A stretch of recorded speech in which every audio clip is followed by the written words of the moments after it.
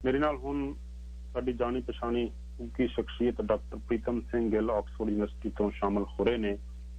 ਉਹਨਾਂ ਨਾਲ ਆਪਾਂ ਅਕਸਰ ਇਸ ਮੰਚ ਤੋਂ ਗੱਲਬਾਤ ਕਰਦੇ ਰਹਿੰਦੇ ਹਾਂ। ਅੱਜ ਉਹਨਾਂ ਨੂੰ ਮੈਂ ਬੇਨਤੀ ਕੀਤੀ ਹੈ ਇਜ਼ਰਾਈਲ ਤੇ ਫਲਸਤੀਨ ਦੀ ਸਮੱਸਿਆ ਬਾਰੇ ਉਹ ਸਾਡੇ ਨਾਲ ਸਾਂਝ ਪਾਉਣ। ਉਹਨਾਂ ਦੀ ਬੜੀ ਪਕੜ ਮਜ਼ਬੂਤ ਹੈ, ਕੌਮਾਂਤਰੀ ਮਸਲਿਆਂ ਤੇ ਉਹ ਗੱਲਬਾਤ ਕਰਦੇ ਰਹਿੰਦੇ ਨੇ। ਡਾਕਟਰ ਸਾਹਿਬ ਤੁਹਾਡਾ ਸਵਾਗਤ ਹੈ ਜੀ। ਤੁਹਾਡੇ ਨਾਲ ਗੱਲ ਕਰਕੇ ਫੇਰ ਜੀ ਡਾਕਟਰ ਸਾਹਿਬ ਆਪਣੀ ਗੱਲਬਾਤ ਤਕਰੀਬਨ 35-40 ਮਿੰਟ ਚੱਲੇਗੀ ਜੀ, ਵਿੱਚੋਂ 3-4 ਮਿੰਟ ਦੀ ਬ੍ਰੇਕ ਹੋਏਗੀ। ਇਸ ਤਰ੍ਹਾਂ ਤੁਸੀਂ ਆਪਣੇ ਦਿਮਾਗ 'ਚ ਪਲਾਨ ਕਰ ਲੈਣਾ। ਤੇ ਮੈਂ ਸ਼ੁਰੂ 'ਚ ਤੁਹਾਡੇ ਤੋਂ ਜਾਣਨਾ ਚਾਹਾਂਗਾ ਕਿ ਜਦੋਂ ਵਿਦਿਆਰਥੀ ਸੀ ਉਦੋਂ ਤੋਂ ਪੜ੍ਹਦੇ ਆਉਣੇ ਆ ਇਜ਼ਰਾਈਲ ਕਿਵੇਂ ਬਣਿਆ, ਫਲਸਤੀਨ ਦੀ ਸਮੱਸਿਆ, ਇਹ ਸਿਲੇਬਸਾਂ ਦੇ ਵਿੱਚ ਵੀ ਸਾਰਾ ਕੁਝ ਸ਼ਾਮਲ ਰਿਹਾ ਤੇ ਬੜੀ ਪੁਰਾਣੀ ਸਮੱਸਿਆ ਜੀ। ਇਹਦੀ ਜੜ ਕਿੱਥੇ ਹੈ, ਕੀ ਸਮੱਸਿਆ ਹੈ ਕੀ ਜੀ? ਇਹਦੀ ਜੜ ਸਮੱਸਿਆ ਇੱਕ ਤਾਂ ਇਹ ਹੈ ਕਿ ਜੂਜ਼ ਲੋਕ ਨੇ ਜਿਹੜੇ ਜ਼ਿਆਦਾ ਕਿ ਯੂਰਪ ਦੇ ਵਿੱਚ ਸੀਗੇ, ਪਰ ਮਿਡਲ ਈਸਟ ਦੇ ਵਿੱਚ ਵੀ ਹੁੰਦੇ ਸੀ, ਜਿਵੇਂ ਇਰਾਕ ਹੈ ਜਿੱਥੇ, ਤੇ ਬਾਕੀ ਅਰਬ ਕੰਟਰੀਜ਼ ਨੇ, ਇਜਿਪਟ ਦੇ ਵਿੱਚ, ਉੱਥੇ ਵੀ ਜੂਜ਼ ਰਹਿੰਦੇ ਸੀ। ਪਰ ਜਿਹੜੇ ਜੂਜ਼ ਲੋਕ ਯੂਰਪ ਦੇ ਵਿੱਚ ਰਹਿੰਦੇ ਸੀ ਉਹਨਾਂ ਬਾਰੇ ਇਹ ਕਿਹਾ ਜਾਂਦਾ ਸੀ ਵੀ ਇਹ ਜੂਜ਼ ਨੇ ਜਿਹੜੇ ਬੜੇ ਅਮੀਰ ਨੇ, ਇਹਨਾਂ ਕੋਲ ਬੜਾ ਪੈਸਾ ਹੈ ਔਰ ਇਹ ਕੈਪੀਟਲਿਸਟ ਨੇ, ਤੇ ਇਹਨਾਂ ਦੇ ਖਿਲਾਫ ਪ੍ਰਚਾਰ ਕੀਤਾ ਜਾਂਦਾ ਸੀ ਵੀ ਇਹ ਬੜੇ ਲੁਟੇਰੇ ਨੇ, ਇਹ ਬੜੇ ਜਿਵੇਂ ਮਨੀ ਲੈਂਡਰਸ ਬਾਰੇ ਕਿਹਾ ਜਾਂਦਾ ਹੈ ਇੰਡੀਆ ਦੇ ਵਿੱਚ ਕਿ ਪੈਸੇ ਚੂਸਦੇ ਨੇ। ਤੇ ਉਸ ਸਾਰੀ ਆਈਡੀਓਲੋਜੀ ਦੇ ਵਿੱਚੋਂ ਜਿਹੜੀ ਮਤਲਬ ਗੱਲ ਪੈਦਾ ਹੋਈ ਆਪਣੇ ਜਰਮਨੀ ਦੇ ਵਿੱਚ, ਜਿਹੜਾ 60 ਲੱਖ ਯਹੂਦੀਆਂ ਦਾ ਕਤਲੇਆਮ ਕੀਤਾ ਗਿਆ ਉੱਥੇ ਤਾਂ ਇੱਕ ਪਾਸੇ ਤਾਂ ਮਤਲਬ ਹੈ ਕਿ ਜੂਜ਼ ਦੇ ਖਿਲਾਫ ਹੇਟਡ ਸੀਗੀ ਆਮ ਪਬਲਿਕ ਦੇ ਵਿੱਚ, ਔਰ ਉਹਨੂੰ ਜਿਹੜੇ ਹਿਟਲਰ ਵਰਗੇ ਉਹਨਾਂ ਨੇ ਐਕਸਪਲੋਇਟ ਕੀਤਾ। ਔਰ ਦੂਜੇ ਪਾਸੇ ਜੂਜ਼ ਦੇ ਵਿੱਚ ਵੀ ਲੋਕੀ ਕੁਛ ਇਹ ਕਹਿੰਦੇ ਸੀ ਵੀ ਸਾਨੂੰ ਆਪਣਾ ਘਰ ਚਾਹੀਦਾ ਜਿੱਥੇ ਅਸੀਂ ਸਿਕਿਉਰ ਹੋਈਏ, ਸਾਡਾ ਆਪਣਾ ਇੱਕ ਸਟੇਟ ਹੋਣਾ ਚਾਹੀਦਾ। ਉਹਨਾਂ ਦੇ ਵਿੱਚ ਦੂਜੇ ਕੁਛ ਜੋ ਜੂਜ਼ ਸੀਗੇ ਉਹ ਇਹ ਕਹਿੰਦੇ ਸੀ ਵੀ ਆਪਾਂ ਨੂੰ ਇਹ ਨਹੀਂ ਹੈ ਕਿ ਆਪਣਾ ਇੱਕ ਘਰ ਹੋਵੇ, ਵੀ ਆਪਾਂ ਜਿਹੜੇ ਵੀ ਸਮਾਜ ਦੇ ਵਿੱਚ ਰਹੀਏ ਉਹ ਸਮਾਜ ਡੈਮੋਕ੍ਰੈਟਿਕ ਹੋਵੇ ਤੇ ਸਾਨੂੰ ਕੋਈ ਖਤਰਾ ਨਹੀਂ ਹੈ, ਤੇ ਇਸ ਕਰਕੇ ਸਾਨੂੰ ਉਸ ਪਾਸੇ ਨਹੀਂ ਜਾਣਾ ਚਾਹੀਦਾ। ਤੇ ਫੇਰ ਕੀ ਹੋਇਆ ਕਿ ਜਿਹੜਾ ਕਤਲੇਆਮ ਹੋਇਆ 1933 ਤੋਂ ਲੈ ਕੇ ਸਮਝ ਲਓ ਜਦੋਂ ਫਾਸਿਜ਼ਮ ਆਇਆ, ਨਾਜ਼ੀਜ਼ਮ ਆਇਆ ਜਰਮਨੀ ਦੇ ਵਿੱਚ, ਤਾਂ ਉਸ ਤੋਂ ਬਾਅਦ ਸੈਕੰਡ ਵਰਲਡ ਵਾਰ ਆ ਗਈ। ਤਾਂ ਸੈਕੰਡ ਵਰਲਡ ਵਾਰ ਤੋਂ ਬਾਅਦ ਅਮਰੀਕਾ ਨੇ ਤੇ ਇੰਗਲੈਂਡ ਉਦੋਂ ਬਹੁਤ ਵੱਡੀ ਤਾਕਤ ਹੁੰਦਾ ਸੀ, ਇੰਪੀਰੀਅਲਿਸਟ ਪਾਵਰ, ਉਸ ਤੋਂ ਬਾਅਦ ਅਮਰੀਕਾ ਬਣ ਗਿਆ। ਤਾਂ ਉਹਨਾਂ ਨੂੰ ਇੱਕ ਫੁੱਟ ਹੋਲਡ ਚਾਹੀਦਾ ਸੀ ਮਿਡਲ ਈਸਟ ਦੇ ਵਿੱਚ। ਉਸ ਫੁੱਟ ਹੋਲਡ ਦਾ ਵੱਡਾ ਕਾਰਨ ਇਹ ਸੀ ਆਇਲ, ਕਿ ਮਿਡਲ ਈਸਟ ਦੇ ਵਿੱਚ ਸਭ ਤੋਂ ਜ਼ਿਆਦਾ ਆਇਲ ਦੇ ਰਿਸੋਰਸਿਸ ਹੈਗੇ ਆ। Saudi Arabia, Iraq, Kuwait, Iran, ਸਾਰੇ ਜਗ੍ਹਾ ਮਤਲਬ ਸਭ ਤੋਂ ਜ਼ਿਆਦਾ ਆਇਲ ਇਸ ਪਾਇਆ ਜਾਂਦਾ ਹੈ। ਔਰ ਉਸ ਵਕਤ ਇਹ ਕਿਹਾ ਜਾਂਦਾ ਸੀ ਵੀ ਜਿਹਦੇ ਕੋਲੇ ਆਇਲ ਹੈ ਉਹ ਇਹ ਕਿਹਾ ਜਾਂਦਾ ਸੀ ਵੀ ਜਿਹਦੇ ਕੋਲੇ ਮਿਡਲ ਈਸਟ ਹੈ ਉਹਦੇ ਕੋਲੇ ਆਇਲ ਹੈ, ਜਿਹਦੇ ਕੋਲੇ ਆਇਲ ਹੈ ਉਹਦੇ ਕੋਲੇ ਦੁਨੀਆ। ਇਹ ਇੱਕ ਆਕਸਫੋਰਡ ਦਾ ਜਿਓਗ੍ਰਾਫਰ ਸੀਗਾ, ਉਹਦੀ ਇੱਕ ਬੜੀ ਕੈਚੀ ਸਲੋਗਨ ਸੀਗਾ that one who controls the Middle East controls the oil, one who controls the oil controls the world। ਕਿਉਂਕਿ ਉਸ ਵਕਤ ਆਇਲ ਜਿਹੜਾ ਟਰਾਂਸਪੋਰਟ ਵਾਸਤੇ, ਫੈਕਟਰੀਆਂ ਵਾਸਤੇ, ਹਰ ਜਗ੍ਹਾ ਇਹਨੂੰ ਮੰਨਿਆ ਜਾਂਦਾ ਸੀ ਇੰਪੋਰਟੈਂਟ ਸੋਰਸ। ਹੁਣ ਤਾਂ ਆਪਣਾ ਅੰਡਰਸਟੈਂਡਿੰਗ ਡਿਫਰੈਂਟ ਹੋ ਗਈ ਨਾ, ਕਿ ਆਇਲ ਕਰਕੇ ਐਮਿਸ਼ਨਸ ਹੁੰਦੇ ਆ, ਐਮਿਸ਼ਨ ਕਰਕੇ ਗਲੋਬਲ ਹੀਟਿੰਗ ਹੁੰਦੀ ਹੈ, ਇਸ ਕਰਕੇ ਸਾਨੂੰ ਇਹਦੇ ਆਲਟਰਨੇਟਿਵ ਲੱਭਣੇ ਚਾਹੀਦੇ ਆ। ਪਰ ਉਦੋਂ ਇਹ ਨਹੀਂ ਸੀ ਗੱਲ। ਤਾਂ ਉਹਨਾਂ ਨੂੰ ਚਾਹੀਦਾ ਸੀ ਵੀ ਇੱਕ ਫੁੱਟ ਹੋਲਡ। ਉਹਨਾਂ ਨੇ ਫਿਰ ਜਿਹੜੇ ਜੂਜ਼ ਦੇ ਵਿੱਚ ਲੋਕੀ ਇਹ ਪ੍ਰਚਾਰ ਕਰਦੇ ਸੀਗੇ ਕਿ ਸਾਡਾ ਆਪਣਾ ਇੱਕ ਸਟੇਟ ਹੋ ਜਾਂਦਾ, ਉਹਨੂੰ ਅਸੀਂ ਕਹਿੰਦੇ ਜ਼ਾਇਨਿਸਟ ਸਟੇਟ, ਕਿ ਉਹ ਸਾਡੇ ਧਰਮ ਤੇ ਆਧਾਰਿਤ ਹੋਵੇ। ਉਹਨਾਂ ਲੋਕਾਂ ਨੇ ਮਦਦ ਕੀਤੀ ਔਰ ਉਹਨਾਂ ਨੇ ਉੱਥੋਂ ਦੇ ਪੈਲਸਟੀਨੀਅਨ ਲੋਕਾਂ ਨੂੰ ਧੱਕੇ ਨਾਲ ਬਾਹਰ ਕੱਢਿਆ। ਉੱਥੋਂ ਐਥਨਿਕ ਕਲੀਨਜ਼ਿੰਗ ਹੋਈ, ਉਹਨਾਂ ਤੇ ਗੋਲੀ ਮਾਰ ਕੀਤੀ ਗਈ, ਲੁੱਟ ਮਾਰ ਕੀਤੀ ਗਈ, ਰੇਪਸ ਕੀਤੀਆਂ ਗਈਆਂ ਔਰਤਾਂ ਦੀਆਂ, ਤੇ ਉੱਥੋਂ ਪੈਲਸਟੀਨੀਅਨ ਲੋਕਾਂ ਨੂੰ ਕੱਢ ਕੇ ਬਾਹਰੋਂ ਜਿਹੜੇ ਜੂਜ਼ ਸੀਗੇ ਉੱਥੇ ਲਿਆਂਦੇ ਗਏ। ਔਰ ਉਹ ਜਦੋਂ ਇੱਕ ਉੱਥੇ ਉਹਨਾਂ ਨੇ ਸਟੇਟ ਬਣਾ ਲਿਆ ਆਪਣਾ, ਤਾਂ ਉੱਥੇ ਅਮਰੀਕਾ ਤੇ ਇੰਗਲੈਂਡ ਨੂੰ ਇਹ ਲੱਗਣ ਲੱਗ ਗਿਆ ਕਿ ਸਾਡਾ ਉਸ ਖੇਤਰ ਦੇ ਵਿੱਚ ਇੱਕ ਆਪਣਾ ਪੈਰ ਪੈ ਗਿਆ, ਜਿੱਥੇ ਅਸੀਂ ਹਥਿਆਰ ਰੱਖ ਸਕਦੇ ਹਾਂ, ਆਪਣੇ ਹਥਿਆਰਾਂ ਦੇ ਜਿਹੜੇ ਜੋੜ ਆ ਉੱਥੇ ਰੱਖ ਸਕਦੇ ਆ, ਉਹਨੂੰ ਲਾਂਚ ਕਰ ਸਕਦੇ ਆ, ਤਾਂ ਕਿ ਕੋਈ ਵੀ ਮਿਡਲ ਈਸਟ ਕੰਟਰੀ ਹੈ ਸਾਨੂੰ ਜਿਹੜੇ ਆਇਲ ਦੇ ਰਿਸੋਰਸਿਸ ਜਦੋਂ ਅਸੀਂ ਐਕਸਪਲੋਇਟ ਕਰਨੇ ਆ ਉਹਦੇ ਖਿਲਾਫ ਬਗਾਵਤ ਕਰੂਗਾ ਤਾਂ ਇਜ਼ਰਾਈਲ ਨੂੰ ਅਸੀਂ ਲਾਂਚਿੰਗ ਪੈਡ ਯੂਜ਼ ਕਰਕੇ ਉਹਨਾਂ ਨੂੰ ਕ੍ਰਸ਼ ਕਰ ਸਕਦੇ ਹਾਂ। ਉਸ ਤੋਂ ਬਾਅਦ ਇਹ ਹੋਇਆ ਕਿ ਸੋਵੀਅਤ ਯੂਨੀਅਨ ਹੈ ਜਿਹੜਾ ਉਹ ਸਪੋਰਟ ਕਰਦਾ ਸੀ ਅਰਬ ਸਟੇਟਸ ਦੀ, ਖਾਸ ਤੌਰ ਤੇ ਈਜਿਪਟ ਦੀ, ਤਾਂ ਉਹਦੇ 'ਚ ਕੋਲਡ ਵਾਰ ਸੀ ਜਿਹੜੀ 1989 ਤੋਂ ਪਹਿਲਾਂ ਜਿਹੜਾ ਸੰਸਾਰ ਸਾਰਾ ਦੋ ਹਿੱਸਿਆਂ 'ਚ ਵੰਡਿਆ ਹੋਇਆ ਸੀ, ਇੱਕ ਅਮਰੀਕਾ ਪੱਖੀ ਸੀ, ਇੱਕ ਰੂਸ ਪੱਖੀ ਸੀ, ਤਾਂ ਉਹਦੇ ਵਿੱਚ ਹੈ ਕਿ ਅਮਰੀਕਾ ਤੇ ਇੰਗਲੈਂਡ ਹੋਰ ਵੀ ਪੱਕੇ ਹੋ ਗਏ ਇਹਨਾਂ ਦੇ ਹੱਕ ਦੇ ਵਿੱਚ, ਜੂਜ਼ ਦੇ ਹੱਕ ਦੇ ਵਿੱਚ, ਜ਼ਾਇਨਿਸਟ ਸਟੇਟ ਦੇ ਹੱਕ ਦੇ ਵਿੱਚ। ਪਰ ਇਹ ਜੂਜ਼ ਲੋਕਾਂ ਦੇ ਵਿੱਚ ਇਹ ਚੱਲਦੀ ਰਹੀ ਕਿ ਕੁਝ ਲੋਕੀ ਜੂਜ਼ ਦੇ ਵਿੱਚ ਹੀ ਕਹਿੰਦੇ ਸੀ ਵੀ ਇਹ ਗਲਤ ਕੰਮ ਕੀਤਾ ਹੈ, ਇਸ ਤਰ੍ਹਾਂ ਸਟੇਟ ਬਣਾ ਕੇ ਅਸੀਂ ਆਪਣੇ ਆਪ ਨੂੰ ਖਤਰੇ 'ਚ ਪਾ ਲਿਆ, ਕਿਉਂਕਿ ਅਸੀਂ ਉਸ ਥਾਂ ਤੇ ਆ ਗਏ ਹਾਂ ਜਿੱਥੇ ਚਾਰੇ ਪਾਸਿਆਂ ਤੋਂ ਮੁਸਲਿਮ ਮੈਜੋਰਿਟੀ ਵਾਲੇ ਕੰਟਰੀਜ਼ ਨੇ। ਔਰ ਜਿਹੜੀ ਪੁਰਾਣੀ ਹਿਸਟਰੀ ਹੈ ਉਹ ਇਹ ਹੈ ਕਿ ਜੂਸ ਤੇ ਮੁਸਲਿਮ ਦੀ ਆਪਸ ਦੇ ਵਿੱਚ ਬਹੁਤ ਨੇੜ ਦਾ ਰਿਸ਼ਤਾ ਸੀ।